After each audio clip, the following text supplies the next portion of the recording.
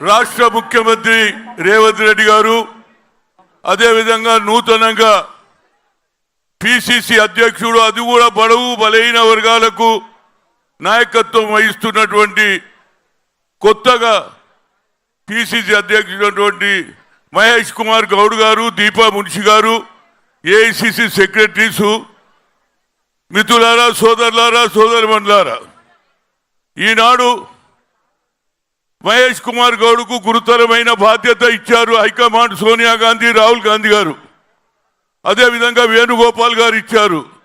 నేను ఆయన ఇవాళ స్పీచ్ నేను చదివిన చాలా బాగున్నది. అందరికీ అవకాశం ఇస్తాం, గతంలో కార్యకర్తలు ఏ విధంగా పనిచేసిర్రు అనేది కూడా అందులో చెప్పారు. వారందరికీ కూడా సమానంగా కొత్త వాళ్ళను పాత వాళ్ళను కలపడానికి ప్రయత్నం చేయాలని మహేష్ కుమార్ గౌడ్ కోరుతున్నా. అదేవిధంగా ఇవాళ నేను పేపర్లో చూసినా, టీవీలో చూసినా, ఏఎన్ఐలో వచ్చింది, నరేంద్ర మోడీ ఏమంటున్నాడు తెలుసా? Indira Gandhi, Pandit Jawaharlal Nehru they are against for SC ST OBC అంటున్నాడు.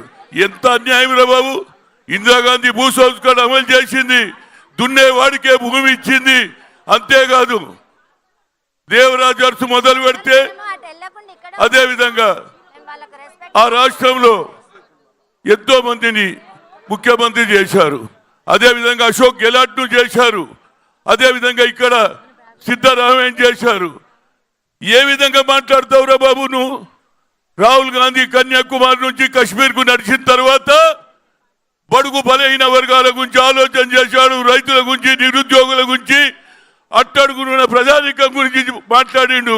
వి come to the power, will conduct caste wise census అని చెప్పడం జరిగింది. అంతటితో కాలేదు, 50% సీలింగ్ కూడా ఎత్తేస్తా అన్నాడు. జితినా హిస్సేదారి ఉత్తి భాగీదారి అన్నాడు. కనుక మహేష్ కుమార్ గౌడ్ నీ పైన చాలా బాధ్యత ఉన్నది. తప్పనిసరిగా రేవంత్ రెడ్డికి నీ ఆశీర్వాదం ఉన్నది. అదేవిధంగా సోనియా గాంధీ ఉన్నది. గతంలో ఎంతో మందిని, అశోక్ గెలాట్ను కూడా ముఖ్యమంత్రి చేశారు, సిద్ధరామయ్య చేశారు. మీ హిస్టరీ ఏంటో చెప్పురా బాబు. ఇంత అబద్ధం చెప్తాడు. ఈ అబద్ధాలు చెప్పే ప్రధానమంత్రి నేను చూడలే. నేను 3 సార్లు కలిసిన యాజ్ ఓబీసీ ఎంపీస్ కన్వీనర్గా అడిగిన, 84 మంది అడిగినాము. We please conduct caste wise census and you make it a separate ministry according to our population. 54% ఉన్నామన్నా, అది కూడా చేయలే.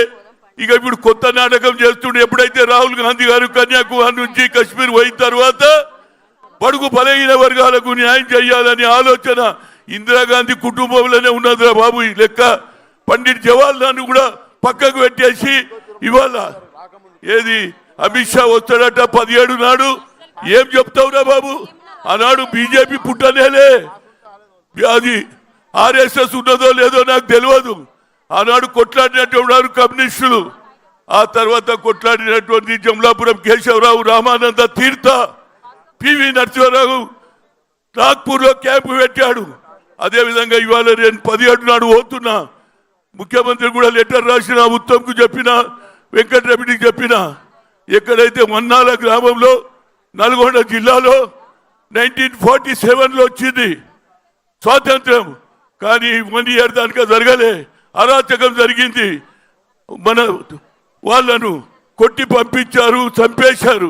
అదేవిధంగా 1948లో అక్కడ ఉన్న వన్నాల గ్రామంలో 10 మంది విద్యార్థులు జెండా ఎక్కించిర్రా బాబు. వాళ్ళు ఎక్కించినని పోలీస్ తూటాలకు బలైనరు. 17 నాడు పోయాడా